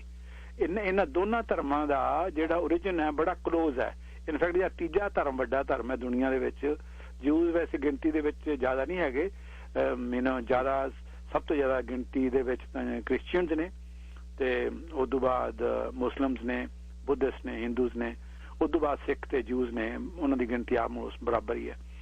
ਤੇ ਵੀ ਅਸੀਂ ਉੱਥੇ ਆ ਗਏ, ਪਰ ਇਹ ਕਿਉਂਕਿ ਉਹ ਖਤਰੇ, ਉਹ ਲੜਾਈ ਦੇ ਸਾਧਨ ਪੈ ਚੁੱਕੇ ਸੀ ਪੈਲਸਟੀਨੀਅਨ ਸਟੇਟ ਕਰਨ ਨਾਲ, ਤਾਂ ਕੁਛ ਜਿਹੜੇ ਜੂਸ, ਸਿਆਣੇ ਜੂਸ ਸੀਗੇ, ਸੋਸ਼ਲਿਸਟ ਮਾਈਂਡਡ ਜੂਸ ਸੀਗੇ, ਉਹ ਕਹਿੰਦੇ ਸੀ ਵੀ ਅਸੀਂ ਗਲਤ ਕੰਮ ਕੀਤਾ ਕਿ ਉੱਥੇ ਇਹ ਬਣਾ ਲਿਆ ਇਹ ਆਪਣਾ ਸਟੇਟ, ਤੇ ਚਾਰੇ ਪਾਸਿਆਂ ਤੋਂ ਅਸੀਂ ਖਤਰੇ ਵਿੱਚ ਹੋਵਾਂਗੇ। ਇਸ ਕਰਕੇ ਉਹ ਸਟੇਟ ਹੈ ਜਿਹੜਾ ਉਹ ਡੈਮੋਕ੍ਰੈਟਿਕ ਹੋਊਗਾ ਹੀ ਨਹੀਂ, ਕਿਉਂਕਿ ਉਹ ਹਮੇਸ਼ਾ ਫੋਰਨ ਪਾਵਰ ਤੇ ਸਪੋਰਟਡ ਬੇਸਡ ਹੈ। ਔਰ ਇਹੀ ਗੱਲ ਹੈ ਕਿ ਹੁਣ ਵੀ ਜਿਹੜਾ ਇਜ਼ਰਾਈਲੀ ਸਟੇਟ ਹੈ ਜਿਹੜਾ, ਉਹਨੂੰ ਬਹੁਤ ਵੱਡੀ ਅਮਰੀਕਨ ਏਡ ਆਉਂਦੀ ਹੈ, ਔਰ ਉਹ ਅਮਰੀਕਨ ਏਡ ਤੇ, ਅਮਰੀਕਨ ਟੈਕਨੀਸ਼ੀਅਨਸ ਤੇ, ਅਮਰੀਕਨ ਮਲਟੀਨੈਸ਼ਨਲ ਕਾਰਪੋਰੇਸ਼ਨ ਤੇ ਬਹੁਤ ਹੀ ਜ਼ਿਆਦਾ ਡਿਪੈਂਡੈਂਟ ਹੈ। ਔਰ ਉਹਨੂੰ ਅਮਰੀਕਨ ਜਿਹੜਾ ਜ਼ਾਇਨਿਸਟ ਸਟੇਟ ਹੈ ਉਹਨੂੰ ਜਿੰਦਾ ਰੱਖਣ ਦੇ ਵਿੱਚ ਅਮਰੀਕਾ ਦਾ ਬਹੁਤ ਵੱਡਾ ਰੋਲ ਹੈ। ਉਹਦੇ ਵਿੱਚ ਕਾਰਨ ਇੱਕ ਇਹ ਹੈ ਕਿ ਅਮਰੀਕਾ ਦੇ ਵਿੱਚ ਜੂਜ਼ ਹੈ ਜਿਹੜੇ ਬੜੀਆਂ ਪਾਵਰਫੁਲ ਪੋਜੀਸ਼ਨਸ ਬੈਠੇ ਆ। ਦੂਜੇ ਪਾਸੇ ਇਹ ਹੈ ਕਿ ਜੂਜ਼ ਨੇ ਉੱਥੇ ਇਵੈਂਜਲੀਕਲ ਕ੍ਰਿਸਚੀਅਨ ਕਹਿੰਦੇ ਆ ਉਹਨਾਂ ਨੂੰ, ਇੰਗਲੈਂਡ ਦੇ ਵਿੱਚ, ਅਮਰੀਕਾ ਦੇ ਵਿੱਚ ਇਵੈਂਜਲੀਕਲ ਕ੍ਰਿਸਚੀਅਨ ਦਾ ਜਿਹੜੇ ਟਰੰਪ ਨੂੰ ਸਪੋਰਟ ਕਰਦੇ ਸੀ, ਉਹ ਬੜੇ ਰਾਈਟ ਵਿੰਗ, ਬੜੇ ਪਛਾਣ ਖਿੱਚੂ ਕੰਜ਼ਰਵੇਟਿਵ ਕਿਸਮ ਦੇ ਕ੍ਰਿਸਚੀਅਨਸ ਨੇ। ਉਹਨਾਂ ਨਾਲ ਸੰਬੰਧ ਬਣਾ ਲਏ ਕਿ ਆਪਣਾ, ਭਾਵੇਂ ਤੁਸੀਂ ਕ੍ਰਿਸਚੀਅਨਸ ਹੋ, ਕਿਉਂਕਿ ਕ੍ਰਿਸਚੀਅਨ ਤੇ ਜੂਜ਼ ਦਾ ਉਹਦੇ ਵਿੱਚ ਝਗੜਾ ਵੀ ਤਾਂ ਹੈ ਨਾ, ਕਿਉਂਕਿ ਜਿਹੜਾ ਕ੍ਰਾਈਸਟ ਦੀ ਮੌਤ ਹੋਈ ਹੈ ਉਹ ਕਿਹਾ ਜਾਂਦਾ ਹੈ ਕਿ ਇੱਕ ਜੂ ਨੇ ਧੋਖਾ ਦਿੱਤਾ ਸੀਗਾ, ਇਸ ਕਰਕੇ ਉਹ ਵੀ ਝਗੜਾ ਹੈ। ਪਰ ਉਹਨਾਂ ਜਿਹੜੇ ਇਵੈਂਜਲੀਕਲ ਕ੍ਰਿਸਚੀਅਨਸ ਹਨ ਉਹਨਾਂ ਨਾਲ ਬਣਾ ਲਈ ਏਕਤਾ। ਉਹ ਇਵੈਂਜਲੀਕਲ ਕ੍ਰਿਸਚੀਅਨਸ ਦੀ ਗਿਣਤੀ ਬਹੁਤ ਵੱਡੀ ਹੈ ਵੋਟਾਂ ਦੇ ਵਿੱਚ, ਇਸ ਕਰਕੇ ਉਹਨਾਂ ਨੇ ਵੋਟਿੰਗ ਬੇਸ ਵੀ ਬਣਾ ਲਿਆ। ਇੱਕ ਪਾਸੇ ਤਾਂ ਉਹਨਾਂ ਦੀਆਂ ਇੰਪੋਰਟੈਂਟ ਪੋਜੀਸ਼ਨ ਦੇ ਵਿੱਚ, ਜਿਹੜਾ ਅਮਰੀਕਨ ਸਟੇਟ ਦੇ ਵਿੱਚ, ਅਮਰੀਕਨ ਮੀਡੀਆ ਦੇ ਵਿੱਚ, ਅਮਰੀਕਨ ਯੂਨੀਵਰਸਿਟੀਆਂ 'ਚ, ਅਮਰੀਕਨ ਇੰਡਸਟਰੀ ਦੇ ਵਿੱਚ, ਅਮਰੀਕਨ ਬਿਜ਼ਨਸ ਦੇ ਵਿੱਚ ਜੂਸ ਦੀ ਬੜੀ ਵੱਡੀ ਇੰਪੋਰਟੈਂਟ ਕੰਟਰੋਲ ਹੈ। ਦੂਜੇ ਪਾਸੇ ਉਹਨਾਂ ਨੇ ਵੋਟਿੰਗ ਬਲਾਕ ਵੀ ਬਣਾ ਲਿਆ, ਇਸ ਕਰਕੇ ਅਮਰੀਕਾ ਬਹੁਤ ਹੱਕ ਤੱਕ ਉਹਨਾਂ ਦੀ ਸਪੋਰਟ ਕਰਦਾ ਰਿਹਾ, ਤੇ ਇਸ ਕਰਕੇ ਉਹ ਦੂਜਾ ਜੋ ਜ਼ਾਇਨਿਸਟ ਸਟੇਟ ਆਪਣੇ ਆਪ ਨੂੰ ਤਾਕਤ ਕਰਦਾ ਰਿਹਾ। ਤੇ ਪੈਲਸਟੀਨੀਅਨ ਲੋਕੀ ਆ ਜਿਹੜੇ, ਉਹਨਾਂ ਨੂੰ ਲੱਗਿਆ ਸੀ ਤਾਂ ਬੇਘਰ ਹੋ ਗਏ, ਔਰ ਉਹ ਬੇਘਰ ਲੋਕਾਂ ਨੇ ਫਿਰ ਆਪਣਾ ਘਰ ਵਾਪਸ ਲੈਣ ਦੀ ਖਾਤਰ ਸੰਘਰਸ਼ ਕਰਨੇ ਸ਼ੁਰੂ ਕਰਤੇ। ਇਸੇ ਕਰਕੇ ਬਾਰ-ਬਾਰ ਇਹ ਝਗੜਾ ਹੁੰਦਾ ਹੀ ਰਹਿੰਦਾ ਹੈ ਕਿ ਇਹਦਾ ਕੀ ਸੋਲੂਸ਼ਨ ਹੋਏਗਾ। ਤਾਂ ਇਸ ਕਰਕੇ ਤੁਸੀਂ ਇਹ ਕਹਿ ਸਕਦੇ ਆ ਕਿ ਝਗੜੇ ਦੀ ਜੜ ਇਸ ਗੱਲ ਤੇ ਆਧਾਰਿਤ ਹੈ ਕਿ ਇੱਕ ਸਟੇਟ ਹੈ ਜਿਹੜਾ ਉਹ ਜਿਊਸ਼ ਰਿਲੀਜਨ ਦੇ ਆਧਾਰ ਤੇ ਹੋਵੇ, ਕਿਉਂਕਿ ਉੱਥੋਂ ਦੇ ਜਿਹੜੇ ਨਾਨ ਜਿਊਸ਼ ਹੈ ਉਹਨਾਂ ਨੂੰ ਬਰਾਬਰ ਦੇ ਹੱਕ ਨਹੀਂ ਗੇ। ਜਿਹੜਾ ਜੇ ਤੁਸੀਂ ਇਜ਼ਰਾਈਲ ਦਾ ਮੈਪ ਦੇਖਿਆ ਹੋਊਗਾ ਤਾਂ ਉਹਦੇ ਵਿੱਚ ਇਜ਼ਰਾਈਲ 3 ਹਿੱਸਿਆਂ 'ਚ ਵੰਡਿਆ ਹੋਇਆ। ਉਹਦਾ ਜਿਹੜਾ ਪੱਛਮ ਦਾ ਹਿੱਸਾ ਹੈ, ਪੱਛਮ ਤੇ ਵੈਸਟ ਦਾ ਹਿੱਸਾ, ਉੱਥੇ ਹੈਗਾ ਗਾਜ਼ਾ ਜਿੱਥੇ ਹਮਾਸ ਦਾ ਕੰਟਰੋਲ ਹੈ। ਹਮਾਸ ਹੈਗੀ ਹੈ ਆਰਮਡ ਆਰਗੇਨਾਈਜੇਸ਼ਨ, ਤੇ ਵਿੱਚ ਵਿਚਾਲੇ ਆ ਜਾਂਦਾ ਹੈ ਇਜ਼ਰਾਈਲ, ਤੇ ਉਹਦੇ ਸੱਜੇ ਪਾਸੇ ਟੌਪ ਤੇ ਈਸਟ ਦੇ ਵਿੱਚ ਹੈਗਾ ਵੈਸਟ ਏਸ਼ੀਆ, ਜਿਹੜਾ ਜਿੱਥੇ ਪੈਲਸਟੀਨੀਅਨ ਜਿਹੜੀ ਮੋਡਰੇਟ ਆਰਗੇਨਾਈਜੇਸ਼ਨ ਅਬਾਸ ਦੀ, ਉਹਦਾ ਕੰਟਰੋਲ ਹੈ। ਤੇ ਉਹ ਜਿਹੜਾ ਹਮਾਸ ਦਾ, ਜਿੱਥੇ ਉਹ ਗਾਜ਼ਾ ਦਾ ਏਰੀਆ, ਉਹ ਸਿਰਫ 20 ਲੱਖ ਦੀ ਪਾਪੂਲੇਸ਼ਨ ਹੈ ਉੱਥੇ। ਤਾਂ ਹੁਣ ਉਹ ਲੋਕੀ ਹੈ ਜਿਹੜੇ ਉਹਨਾਂ ਦੀ ਕੌਨਸਟੈਂਟ ਸਟਰਗਲ ਹੁੰਦਾ ਕਿ ਸਾਡੀ ਜ਼ਿੰਦਗੀ ਦੇ ਵਿੱਚ ਕੋਈ ਇੰਟਰਫੇਅਰ ਨਾ ਕੀਤਾ ਜਾਵੇ। ਤੇ ਜਿਹੜਾ ਇਜ਼ਰਾਈਲੀ ਪੋਲਿਟਿਕਸ ਦੇ ਵਿੱਚ ਇਹ ਸਟਰਗਲ ਹੈ ਕਿਉਂਕਿ ਇਜ਼ਰਾਈਲ ਦੇ ਵਿੱਚ ਜਿਹੜੇ ਤਾਂ ਲੋਕੀ ਪੈਸੀਫਿਸਟ ਨੇ, ਜਿਹੜੇ ਸ਼ਾਂਤੀ ਚਾਹੁੰਦੇ ਨੇ, ਉਹ ਕਹਿੰਦੇ ਆ ਕਿ ਆਪਾਂ ਨੂੰ ਪੈਲਸਟੀਨੀਅਨ ਨਾਲ ਸੁਲਹ ਸਫਾਈ ਕਰਕੇ ਆਧਾਰ ਬਣਾ ਕੇ ਆਪਾਂ ਨੂੰ ਰਹਿਣਾ ਚਾਹੀਦਾ ਹੈ। ਕੁਝ ਲੋਕੀਆਂ ਵੀ ਇਹਨਾਂ ਨੂੰ ਖਤਮ ਕਰਨਾ ਚਾਹੀਦਾ ਵੀ ਜਿਹੜੇ ਹੈਗੇ ਨੇ ਉਹਨਾਂ ਨੂੰ ਵੀ ਬਾਹਰ ਕੱਢੋ। ਨਤਾਨਿਆਹੂ ਹੈ ਜਿਹੜਾ ਹੁਣ ਪ੍ਰਾਈਮ ਮਿਨਿਸਟਰ ਬਣਿਆ, 14 ਸਾਲ ਤੋਂ ਪ੍ਰਾਈਮ ਮਿਨਿਸਟਰ ਬਣੀ ਜਾਂਦਾ ਹੌਲੀ ਹੌਲੀ ਕਿਵੇਂ ਨਾ ਕਿਵੇਂ ਤਰੀਕੇ ਨਾਲ, ਉਹ ਇਸ ਲਾਈਨ ਨੂੰ ਸਪੋਰਟ ਕਰਦਾ ਕਿ ਅਸੀਂ ਇਹਨਾਂ ਨੂੰ ਕ੍ਰਸ਼ ਕਰਨਾ ਹੈ, ਇਹਨਾਂ ਨਾਲ ਸਮਝੌਤਾ ਨਹੀਂ ਕਰਨਾ। ਕਿਉਂਕਿ ਜਿਹੜਾ ਸਮਝੌਤੇ ਦਾ ਇੱਕ ਤਰੀਕਾ ਇਹ ਵੀ ਸੀਗਾ ਕਿ 2 ਸਟੇਟ ਬਣਾਤੇ ਜਾਣ, ਕਿ ਜਿੱਥੇ ਗਾਜ਼ਾ ਹੈ ਉਹ ਪੈਲਸਟੀਨੀਅਨ ਸਟੇਟ ਹੋਵੇ, ਬਾਕੀ ਦਾ ਇਜ਼ਰਾਈਲੀ ਸਟੇਟ ਹੋਵੇ। ਉਹ 2 ਸਟੇਟ ਆਪਸ ਦੇ ਵਿੱਚ ਸੰਬੰਧ ਰੱਖਣ ਤੇ ਉਹ ਸ਼ਾਂਤੀ ਹੋ ਸਕਦੀ ਹੈ। ਉਹ ਕਲਿੰਟਨ ਨੇ ਟਰਾਈ ਕੀਤਾ ਜਦੋਂ ਕਲਿੰਟਨ ਪ੍ਰੈਜ਼ੀਡੈਂਟ ਸੀਗਾ, ਪਰ ਇਹ ਜਿਹੜਾ ਇਹ ਨਤਾਨਿਆਹੂ ਹੈ ਉਹ ਅੰਦਰੋਂ ਖਾਤੇ ਇਸ ਸਮਝੌਤੇ ਦੇ ਉਲਟ ਹੈ। ਸਮਝੌਤਾ ਕਰ ਲਿਆ ਪਰ ਉਹ ਚਾਹੁੰਦਾ ਨਹੀਂ ਸੀਗਾ, ਉਹ ਚਾਹੁੰਦਾ ਹੈ ਕਿ ਇਹਨਾਂ ਨੂੰ ਖਤਮ ਕੀਤਾ ਜਾਵੇ ਔਰ ਉਹ ਇਸ ਲਾਈਨ ਨੂੰ ਸਪੋਰਟ ਕਰਦਾ। ਉਹਦੀ ਸਪੋਰਟ ਹਾਲੇ ਇਜ਼ਰਾਈਲ ਦੇ ਵਿੱਚ ਜ਼ਿਆਦਾ ਹੈ, ਉਹਦੀ ਆਪੋਜੀਸ਼ਨ ਵੀ ਹੈ ਕਿਉਂਕਿ ਇਜ਼ਰਾਈਲ ਦੇ ਵਿੱਚ ਉਹਦੇ ਤੇ ਬੜੇ ਕਰਪਸ਼ਨ ਦੇ ਚਾਰਜਸ ਨੇ। ਔਰ ਕੁਝ ਦਿਨ ਪਹਿਲਾਂ ਹੀ ਉਹ ਜਿਹਦੇ ਇਲੈਕਸ਼ਨ ਹੋਏ, ਚੌਥਾ ਇਲੈਕਸ਼ਨ ਹੋਇਆ ਉੱਥੇ, ਉਹਦੇ ਵਿੱਚ ਉਹਦੀ ਮੈਜੋਰਿਟੀ ਨਹੀਂ ਆਈ ਤੇ ਉਹਦੀ ਮੈਜੋਰਿਟੀ ਦੇ ਖਿਲਾਫ ਜਿਹੜੀ ਇੱਕ ਨਵੀਂ ਪਾਰਟੀ ਖੜੀ ਸੀਗੀ ਜਿਹੜੀ ਕਿ ਨਹੀਂ ਚਾਹੁੰਦੀ ਪੈਲਸਟੀਨ ਨਾਲ ਝਗੜਾ ਕਰਨਾ, ਉਹਦੇ ਵਿੱਚ ਉਹ ਉਹਨਾਂ ਦੀ, ਕਿਉਂਕਿ ਜਿਹੜਾ ਇਜ਼ਰਾਈਲ ਹੈ ਉਹਦੇ ਵਿੱਚ ਅਰਬ ਲੋਕ ਵੀ ਰਹਿੰਦੇ ਆ, 20% ਪਾਪੂਲੇਸ਼ਨ ਹੈ ਜਿਹੜੀ ਉਹ ਇਜ਼ਰਾਈਲ ਦੀ ਅਰਬ ਲੋਕਾਂ ਦੀ, ਉਹ ਪੈਲਸਟੀਨੀਅਨ ਨੇਗੇ ਪਰ ਅਰਬ ਲੋਕ ਨੇ, ਉਹਨਾਂ ਦੀ ਜਿਹੜੀ ਡਿਸੈਂਟ ਹੈ ਉਹ ਅਰਬਸ ਨੇ। ਉਹਨਾਂ ਨੇ ਇੱਕ ਪਾਰਟੀ ਬਣਾ ਲਈ, ਉਹਨਾਂ ਦੀਆਂ ਵੀ 4 ਸੀਟਾਂ ਆ ਗਈਆਂ ਪਾਰਲੀਮੈਂਟ 'ਚ। ਉਹਨਾਂ ਨੇ ਕਿਹਾ ਵੀ ਜਿਹੜੀ ਆਲਟਰਨੇਟਿਵ ਸਰਕਾਰ ਹੈ ਜੀ ਅਸੀਂ ਸਪੋਰਟ ਕਰਾਂਗੇ, ਤੇ ਉਹਨਾਂ ਨੇ ਸਰਕਾਰ ਬਣਾਉਣੀ ਸੀਗੀ। ਉਦੋਂ ਇਹ ਝਗੜਾ ਸ਼ੁਰੂ ਹੋ ਗਿਆ ਜਿਹੜਾ ਇਹ ਹੁਣੇ ਹੋਇਆ। ਉਹਦਾ ਕਾਰਨ ਇਹ ਸੀਗਾ ਕਿ 1967 ਦੇ ਵਿੱਚ ਈਸਟ ਜੈਰੂਸਲਮ ਦਾ ਬੜਾ ਵੱਡਾ ਹਿੱਸਾ ਇਜ਼ਰਾਈਲ ਨੇ ਕਾਬੂ ਕਰ ਲਿਆ ਸੀਗਾ ਤੇ ਉਹਨੂੰ ਸੈਲੀਬ੍ਰੇਟ ਕਰਨ ਲਈ ਉਹਨਾਂ ਨੇ ਸ਼ੁਰੂ ਕਰਤਾ। ਤੇ ਉੱਥੇ ਇੱਕ ਮਾਸਕ ਹੈ, ਅਲ-ਅਕਸਾ ਮਾਸਕ, ਜਿਹੜੀ ਬੜੀ ਪੁਰਾਣੀ ਮਾਸਕ ਹੈ, ਉਹ ਇੱਕ ਪਵਿੱਤਰ ਜਗ੍ਹਾ ਹੈ ਮੁਸਲਮਾਨਾਂ ਵਾਸਤੇ ਵੀ, ਜੂਜ਼ ਵਾਸਤੇ ਵੀ, ਕ੍ਰਿਸਚੀਅਨ ਵਾਸਤੇ ਵੀ।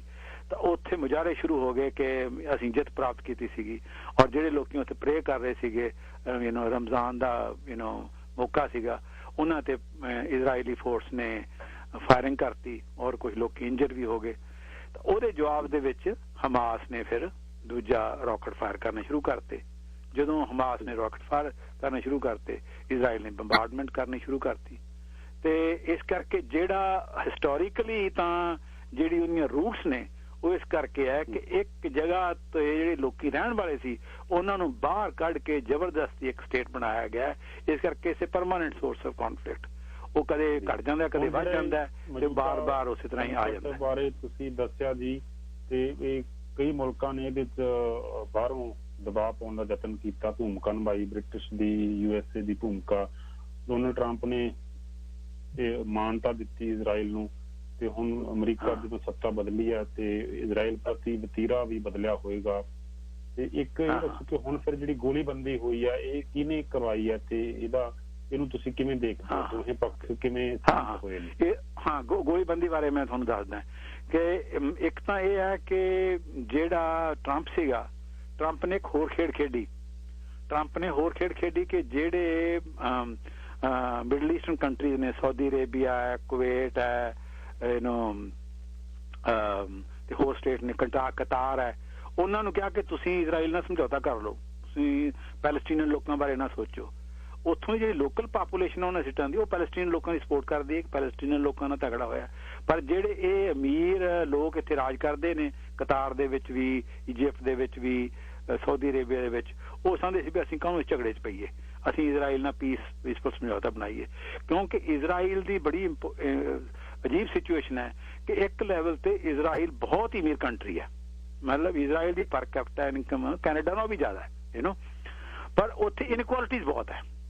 ਜਿਹੜੇ ਅਮੀਰ ਨੇ ਬਹੁਤ ਹੀ ਜ਼ਿਆਦਾ ਅਮੀਰ ਨੇ, ਜਿਹੜੇ ਗਰੀਬ ਨੇ ਬਹੁਤ ਹੀ ਗਰੀਬ ਨੇ, ਔਰ ਖਾਸ ਤੌਰ ਤੇ ਪੈਲਸਟੀਨੀਅਨ ਬਹੁਤ ਜ਼ਿਆਦਾ ਗਰੀਬ ਨੇ। ਉੱਥੋਂ ਦੀ ਜਿਹੜਾ ਗਾਜ਼ਾ ਹੈ ਜਿੱਥੇ 20 ਲੱਖ ਦੀ ਮੇਨ ਪਾਪੂਲੇਸ਼ਨ ਕਹਿੰਦਾ, ਉੱਥੋਂ ਦੀ ਆਲਮੋਸਟ ਅੱਧੀ ਪਾਪੂਲੇਸ਼ਨ ਹੈ ਜਿਹੜੀ ਉਹ ਅਨਐਮਪਲੋਇਡ ਹੈ, ਉਹ ਬਾਹਰੋਂ ਰੈਮਿਟੈਂਸ ਜਾਂਦੀਆਂ, ਬਾਹਰੋਂ ਫੋਰਨ ਏਡ ਜਾਂਦੀ, ਉਹ ਇੱਥੇ ਰਹੀ ਜਾਂਦੇ ਆ ਤਾਂ ਇਸ ਕਰਕੇ ਇਨਕੁਆਲਿਟੀਜ਼ ਬੜੀਆਂ ਸੀਗੀਆਂ। ਤਾਂ ਇਹ ਜਿਹੜੇ ਉਹਨੂੰ ਕਹਿੰਦੇ ਅਬਰਾਹਮ ਅਕੋਰਡ, ਉਹਨੇ ਟਰੰਪ ਨੇ ਉਹਨਾਂ ਦੇ ਪ੍ਰੈਸ਼ਰ ਪਾ ਕੇ ਉਹਨਾਂ ਨੇ ਸਮਝੌਤਾ ਕਰਾ ਲਿਆ ਕਿ ਸਾਡਾ ਨਾਲ ਸਮਝੌਤਾ ਹੋ ਜਾਊਗਾ। ਤੇ ਨਤਾਨਿਆਹੂ ਨੂੰ ਲੱਗਾ ਕਿ ਇਹ ਜਿਹੜੇ ਮੇਰੇ ਗੁਆਂਢੀ ਮੁਲਕ ਇਹਨਾਂ ਨਾਲ ਮੇਰਾ ਸਮਝੌਤਾ ਹੋ ਗਿਆ ਤੇ ਮੈਨੂੰ ਪੈਲਸਟੀਨ ਲੋਕਾਂ ਦੀ ਪਰਵਾਹ ਹੀ ਕਰਨ ਦੀ ਕੋਈ ਲੋੜ ਨਹੀਂ ਗੀ।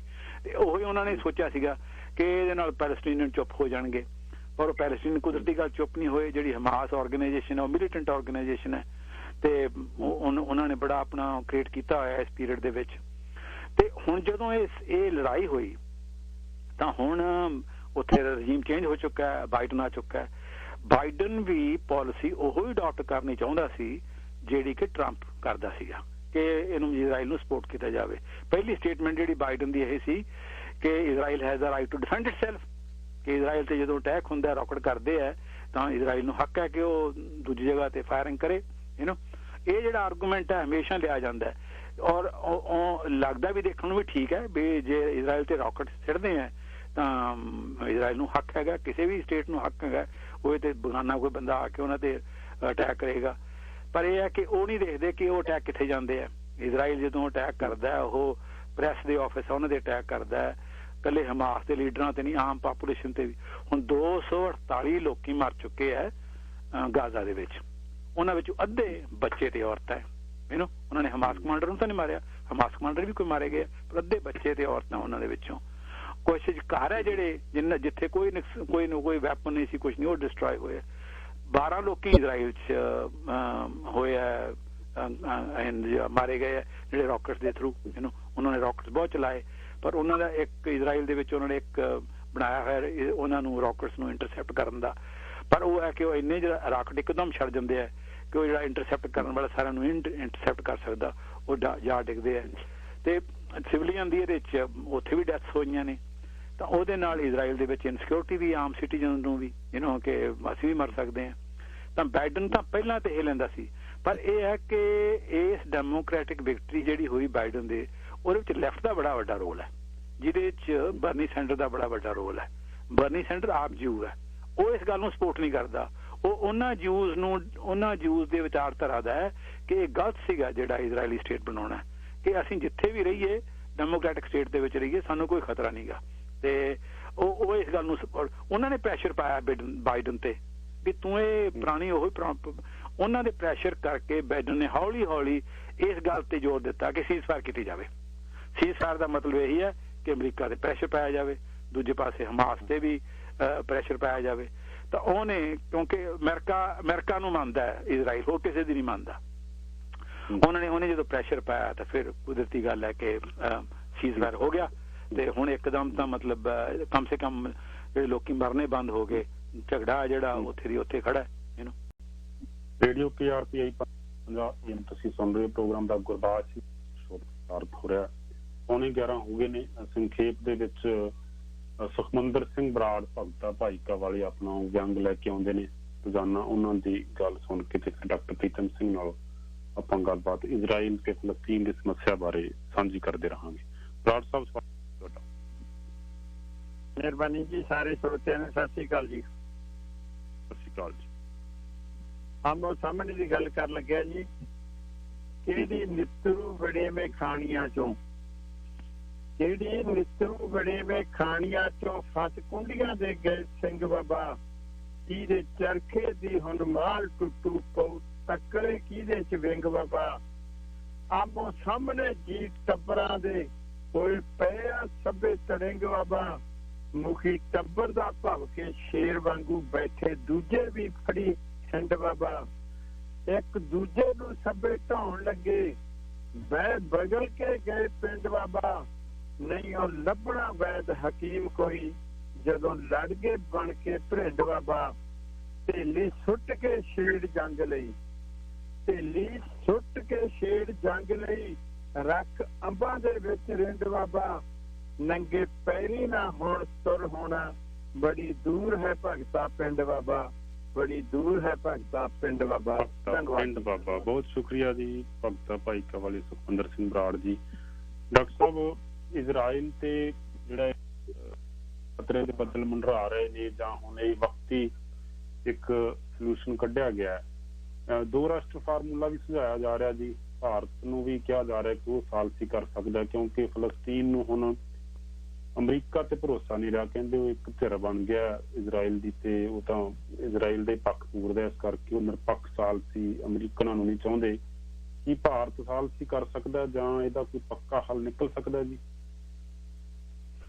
ਭਾਰਤ ਦੀ ਸਾਲਸੀ ਕੋਈ ਜ਼ਿਆਦਾ ਅਸਰ ਨਹੀਂ ਕਰ ਸਕਦੀ, ਕਿਉਂਕਿ ਭਾਰਤ ਦਾ ਜਿਹੜਾ ਵੇਟੇਜ ਨਹੀਂ ਹੈਗਾ ਉੱਥੇ, ਨਾ ਇਜ਼ਰਾਈਲ ਤੇ ਕੋਈ ਉਹਨਾਂ ਦਾ ਪ੍ਰੈਸ਼ਰ ਹੈ, ਨਾ ਪੈਲਸਟੀਨੀਅਨ ਤੇ ਕੋਈ ਉਹਦਾ ਪ੍ਰੈਸ਼ਰ ਹੈ, ਕਿਉਂਕਿ ਜਿਹੜੇ ਸੋਲੂਸ਼ਨ ਸੁਜੈਸਟ ਕੀਤੇ ਗਏ ਆ ਪਾਸ ਦੇ ਵਿੱਚ, ਇੱਕ ਸੋਲੂਸ਼ਨ ਤਾਂ ਇਹ ਜਿਹੜਾ ਕਿ ਮੈਂ ਜਿਵੇਂ ਪਹਿਲਾਂ ਮੈਂਸ਼ਨ ਕੀਤਾ ਕਿ 2 ਸਟੇਟ ਸੋਲੂਸ਼ਨ, ਕਿ ਜਿਹੜਾ ਉਹ 2 ਲੱਖ ਦੀ ਆਬਾਦੀ ਹੈ, ਸੌਰੀ 20 ਲੱਖ ਦੀ ਆਬਾਦੀ ਹੈ, 20 ਲੱਖ ਦੀ ਆਬਾਦੀ, 2 ਮਿਲੀਅਨ, ਹਾਂ 20 ਲੱਖ ਦੀ ਆਬਾਦੀ ਗਾਜ਼ਾ ਦੀ, ਉਹਨਾਂ ਨੂੰ ਇੱਕ ਸਟੇਟ ਦੇ ਤੌਰ ਤੇ ਔਰ ਇੱਕ ਸੋਵਰਨ ਸਟੇਟ ਦੇ ਉਹਦੇ ਕੋਲ ਕਾਫੀ ਕੁਛ ਅਧਿਕਾਰ ਹੋਣੇ ਚਾਹੀਦੇ ਆ, ਕੁਛ ਸਾਂਝੇ ਹੋ ਸਕਦੇ ਆ ਇਜ਼ਰਾਈਲ ਨਾਲ, ਪਰ ਇਹ ਹੈ ਕਿ ਰੋਜ਼ਾਨਾ ਜ਼ਿੰਦਗੀ ਹੈ ਜਿਹੜੀ ਉੱਥੋਂ ਦੀ ਜਿਹੜੀ ਗਵਰਨਮੈਂਟ ਹੈ ਉਹਦੇ ਥੱਲੇ ਹੋਵੇ, ਉਹਨਾਂ ਦੀ ਆਪਣੀ ਚੂਜ਼ ਹੋਵੇ ਡੈਮੋਕ੍ਰੈਟਿਕ ਤਰੀਕੇ ਨਾਲ, ਉਹ ਇਜ਼ਰਾਈਲੀ ਗਵਰਨਮੈਂਟ ਦੇ ਥੱਲੇ ਨਾ ਹੋਣ। ਉਸ ਇੱਕ ਤਾਂ ਤਰੀਕਾ ਇਹ ਸੀਗਾ।